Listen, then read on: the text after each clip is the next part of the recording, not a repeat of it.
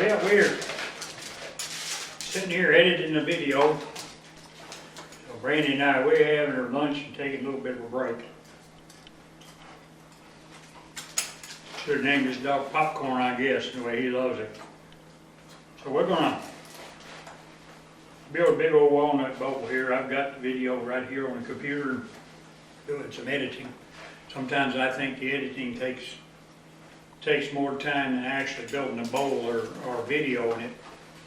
But anyway, it's part of a necessary evil. So, oh, you missed that one, buddy. So we're gonna get on with it here in a few minutes and get this editing done, and maybe I'll get her uploaded tonight. So if you like what I'm doing, give me a like and give me a subscription. I really would appreciate it. You take care of yourself, and I will catch you on the rebound. Hey, you missed that one, buddy. Come on now. You're better than that. That's up, buddy. Come on, show them how to do it. That's two in a row you missed. What's the matter with you? You're not showing off. Oh, all right, let's go make a bowl or something. I got another big piece of walnut here, and this one is solid. I went ahead and I got it cut in half. I left the pith in this one here a little bit, but what I'm going to do is I'm going to do this one first, and then I'll turn it below the pith rather than trying to saw it again. So I'm going to be turning this one maybe like starting tomorrow. And I'm going to anchor seal this one. But this is, I think I'm going to be able to get some 13-inch bowls out of this. So it's got 13 when you get into the sapwood. But I believe I can very easily get 13-inch bowl out of this, and maybe even cut off a piece back there for something in the future. Same thing on this one. And it is solid. No punkiness on this one.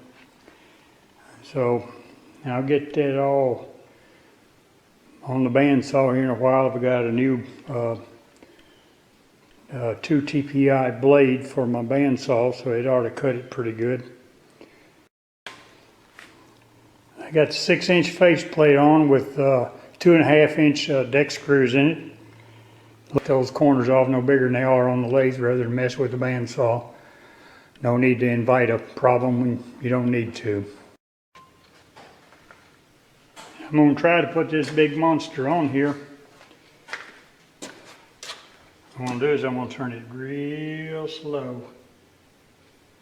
Maybe.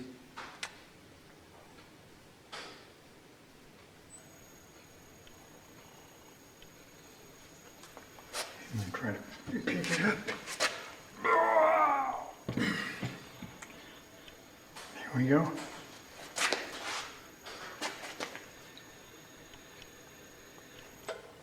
Whoa. Oh man. That is one big piece of wood, my friends. But now that's why I bought this thing. I need to get a faceplate with a 1.25 inch receiver. I need to order me one. I don't guess that'd go anywhere. Well, that's on there. I need to get the live center up.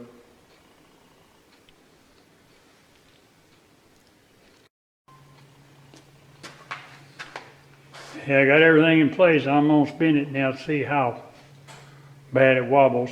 I've already flipped my switch to have my potentiometer on the far end, so let's see what happens here.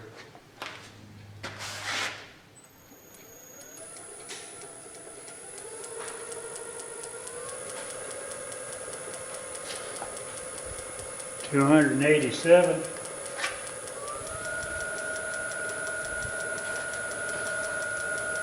338.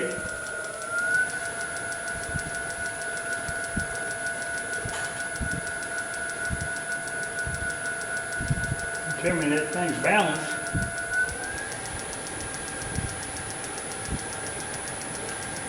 432. And it's starting to wobble a little. Not much. So I'm running 480 RPM. I think that's plenty fast.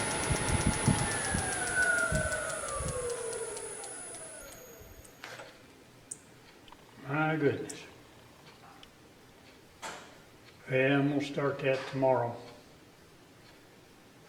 I'll turn everything off now and then I'll start it tomorrow.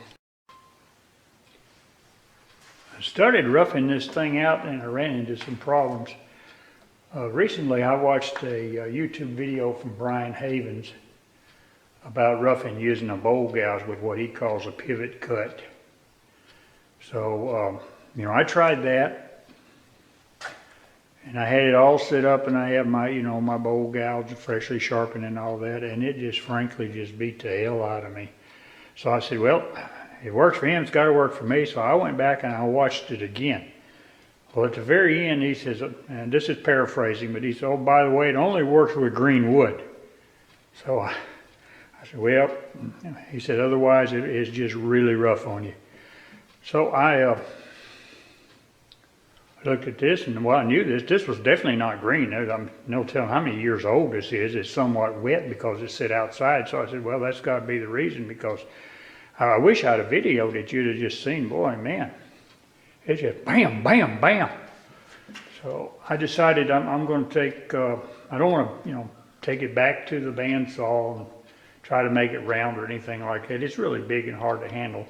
So what I'm going to do is I'm going to lock the headstock.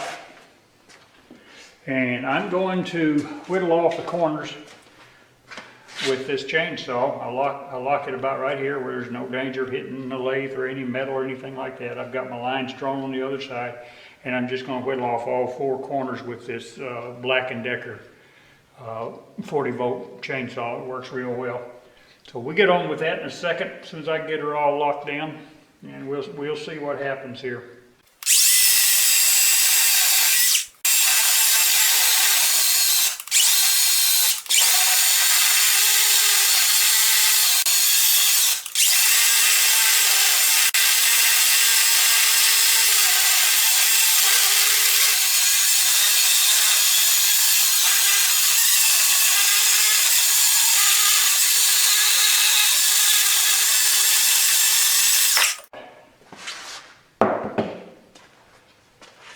This is some solid stuff here.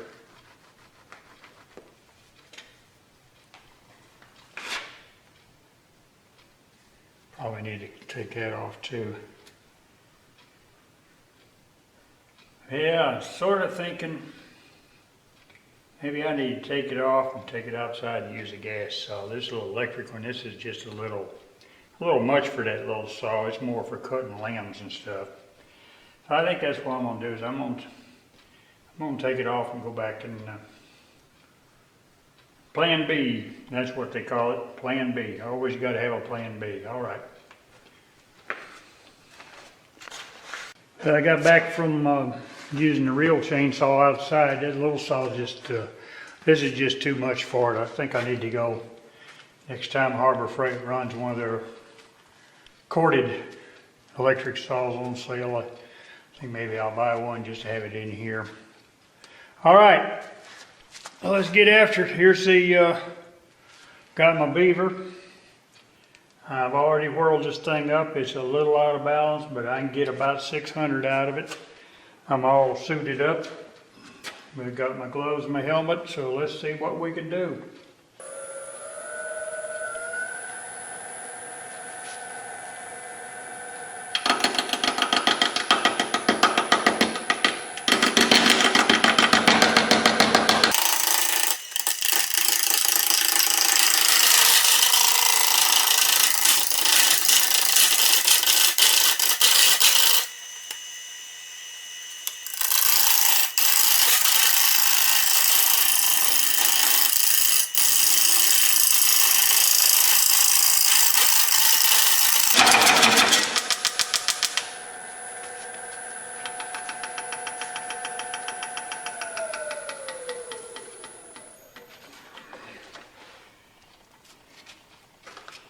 All right, he's knocking it down pretty good.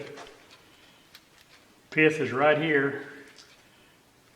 I'm thinking about cutting down past it, but I'm just gonna wait and see what it looks like when I get inside. Try to come in here a little bit. That's about it right there.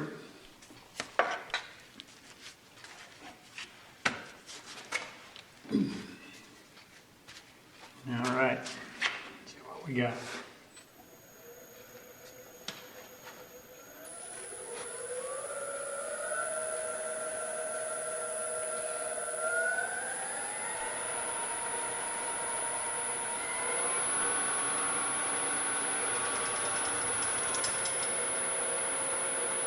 All right. Seems to want to level out about 600.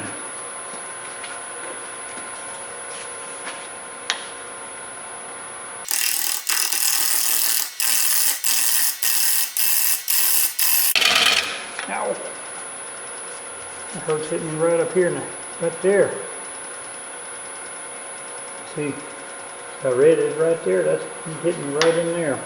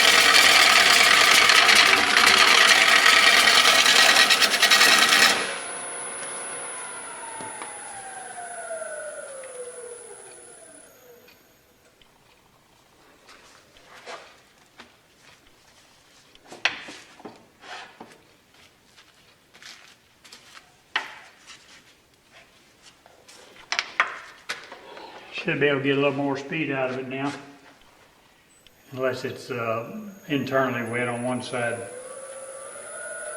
Sometimes you think you get it round, but it's the moisture inside it can be all concentrated on one side depending on how it laid on the ground. Yeah, I think that's probably it, because this still right at 600 is about the max. So we're gonna whittle it some more.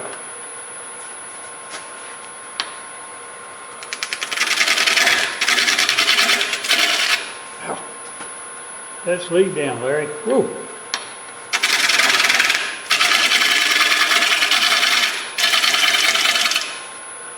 Don't see how some of you guys can do this without gloves on. But a little camera sure shaking. May not be able to use those pictures. We'll see.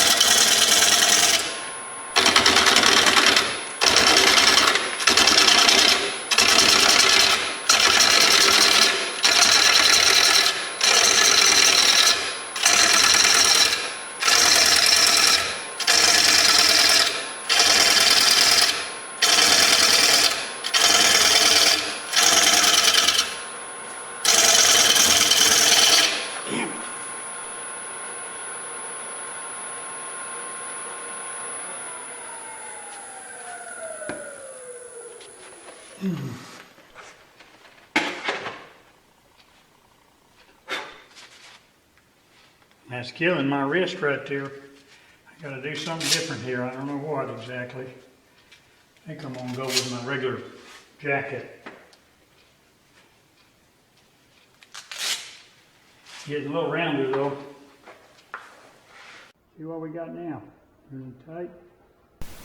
Here's your little different view for a while. You may think that this isn't cutting that well, but I put the moisture meter on this, and this thing is only about 11% wet, so it's pretty hard for walnut. So I think it's doing a pretty good job. I just want to let you know that if you think it should be cutting a little deeper and faster, that's the reason. I'm just doing it again.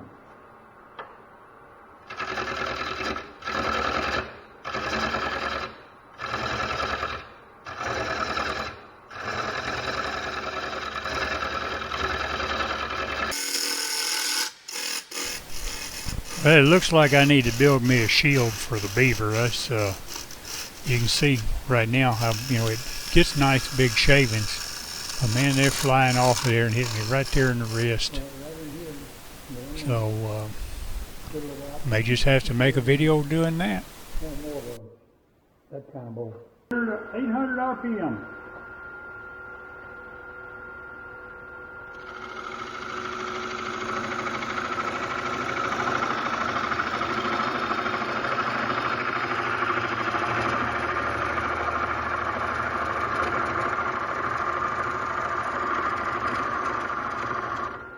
I think my wrist is too high.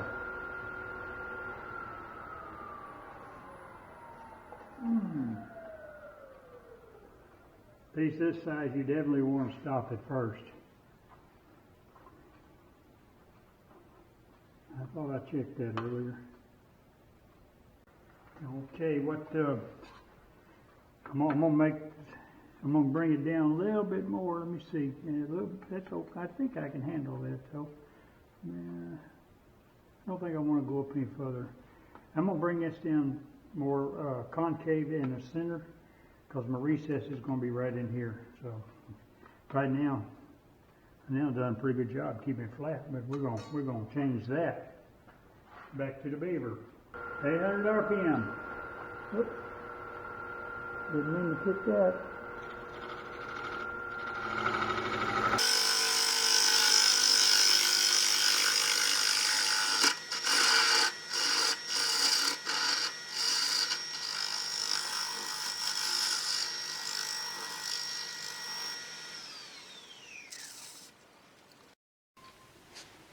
Well, I've got the shape I want now, and I put a little super glue on it.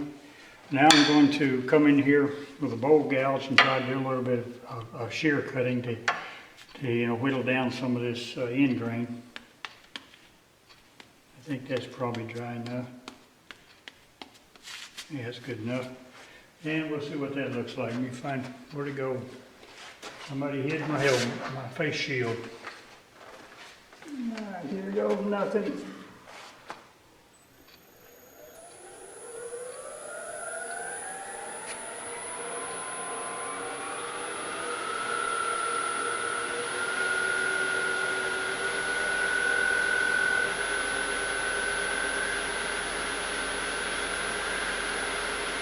$8.65.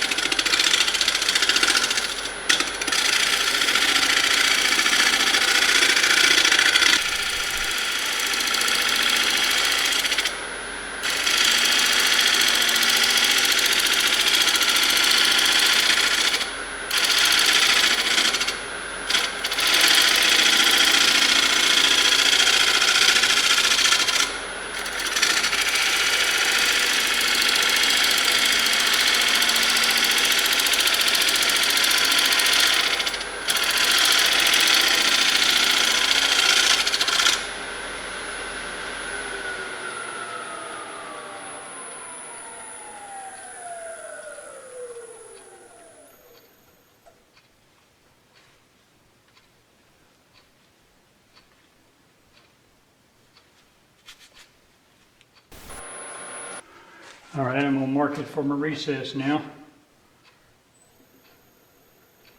Normally I would use the tailstock with an adapter to do this, but I don't have one to fit that big deal there.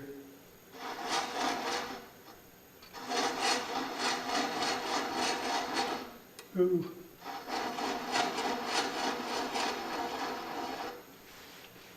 Just spun it a little faster.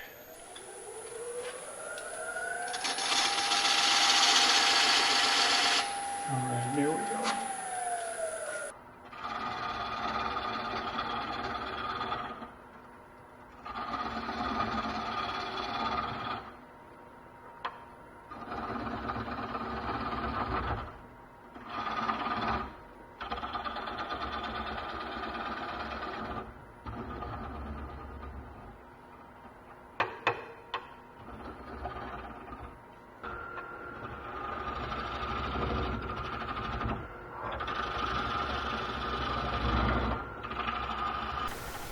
I'm using a skew now to make my dovetail. Because my face shield's so much in the way here, I'm going to go ahead and skip to the end of this section and show you the end product.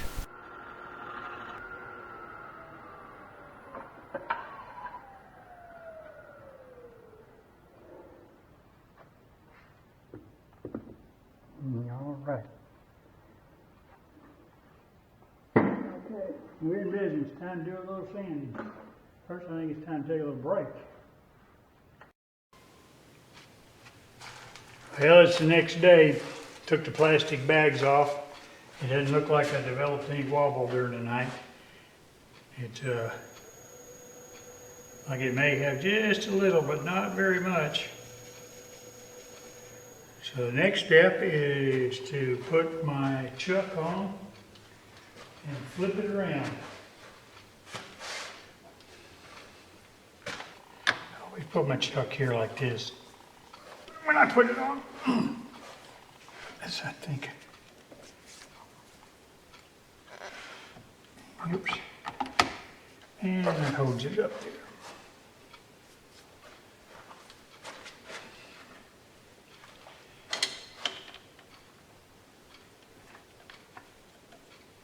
Looks just about right. I just about got the right amount of whatever you call it. Loosen it up a little bit here.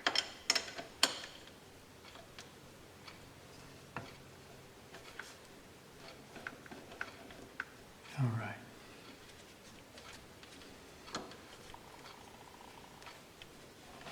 Tighten it up. Got lots of meat on this thing, so I should not have any problem with it.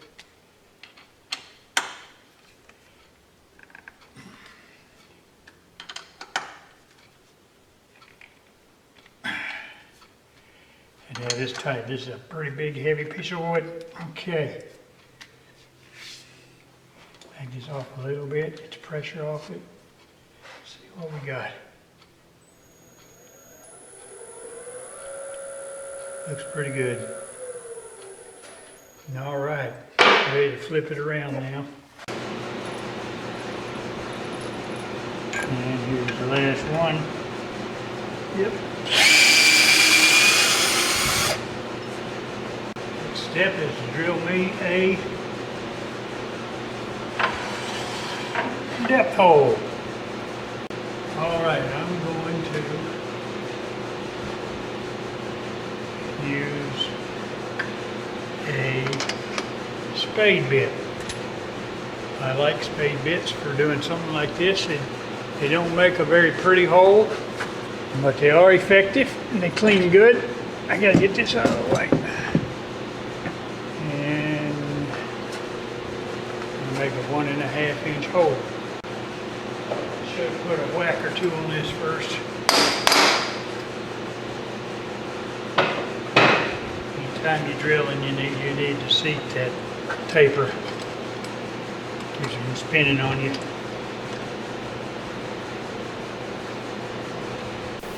Well, I got the hole drilled down to 5 inches, including the point.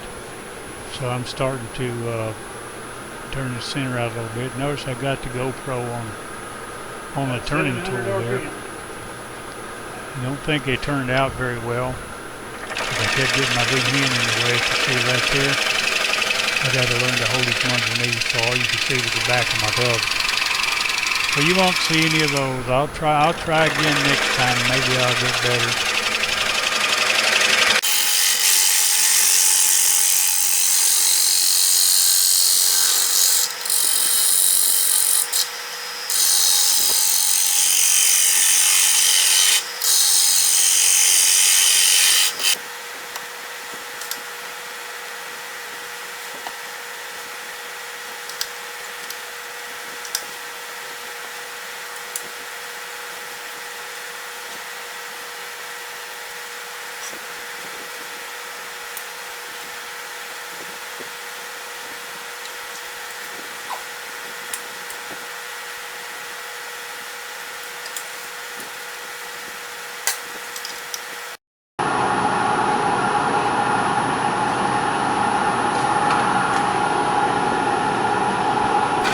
Well, I skipped a little bit here. My arm's in the way most of the time. Seems like I'm a slow learner when it comes to that. But I'm going to get better.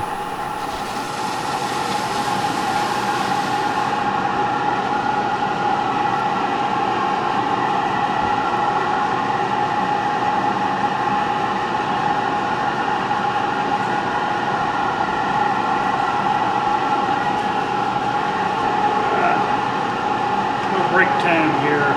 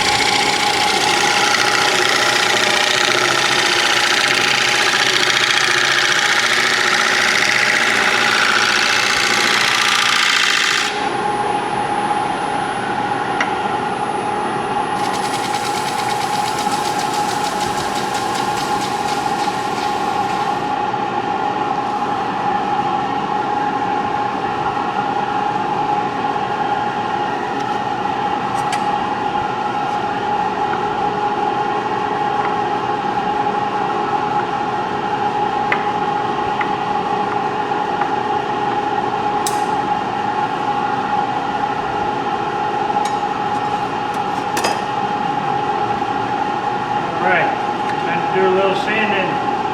Well, it's set up all night long with a couple coats of Danish oil on the outside and one real thick one on the inside. I'm going to try to put a little bit of sanding on it now. If I can't get it a little smoother, then I'm going to put some sanding sealer on it. I have to turn on this. I'm going to be messing with steel wool, and I don't like that stuff in my lungs.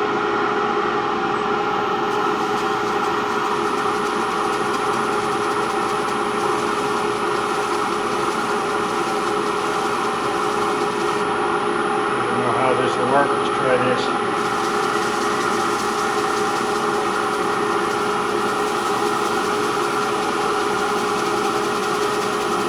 Felt a little wobble overnight, but that's to be expected. What it looks like now.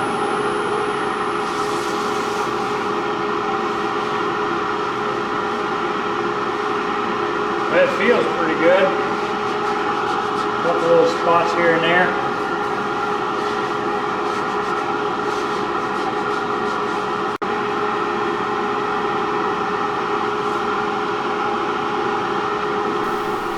Now I'm going to put a little bit of sanding sealer on it, and we'll see if that doesn't bring it out a little bit better. And after this is on and dried, maybe a little bit of steel woolen or something like that, we'll take it off, and I'll do the poly thing on it, and we'll call this rascal done.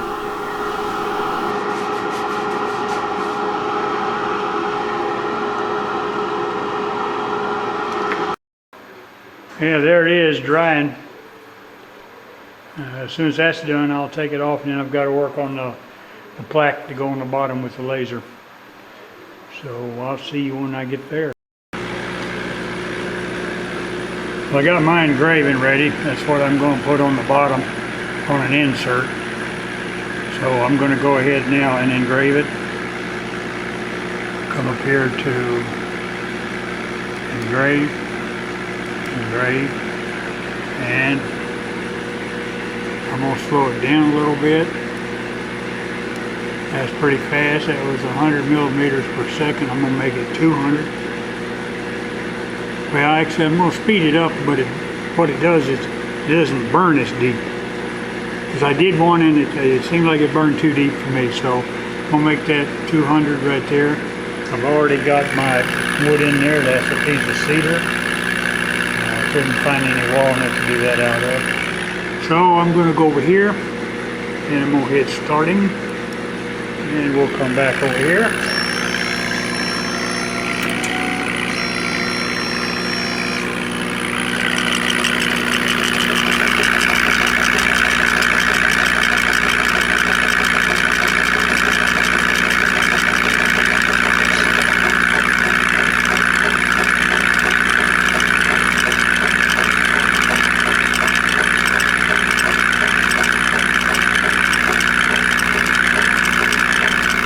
Okay, just so you know, that noise you're hearing when the laser's running, that's the air pump, and what it's doing is blowing a stream of air on down there where it's cutting, because if it didn't, it could catch fire, because it's burning it. You can see how hot it is. So I just thought maybe you'd like to know what that noise was.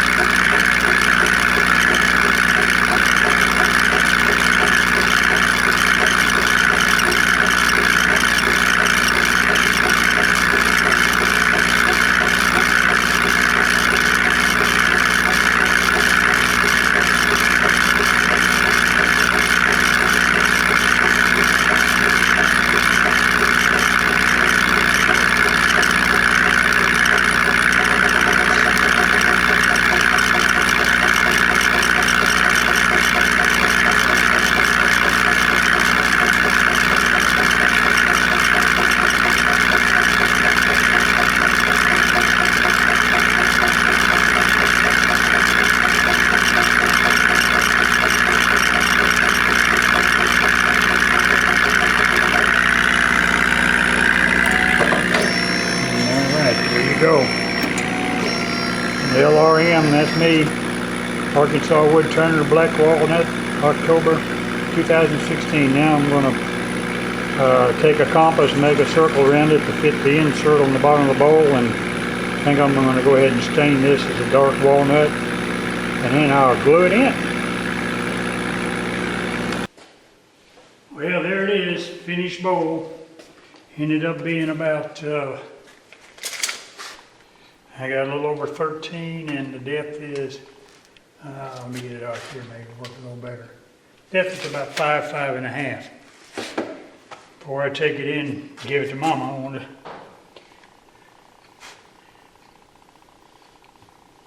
I think it turned out quite well. I deliberately left the walls a little thick.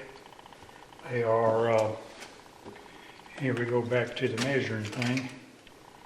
They are exactly 1.5 inch. 1.5 inch. See, I already dropped this bowl once, so that sort of helps. Having a thicker wall. Had it been a real thin wall, I believe it might have busted. I dropped it on concrete. That's finished with polyurethane, and I used mineral oil all over it to make it food safe. There you are. Like I always say, see you on the rebound, and don't forget to subscribe.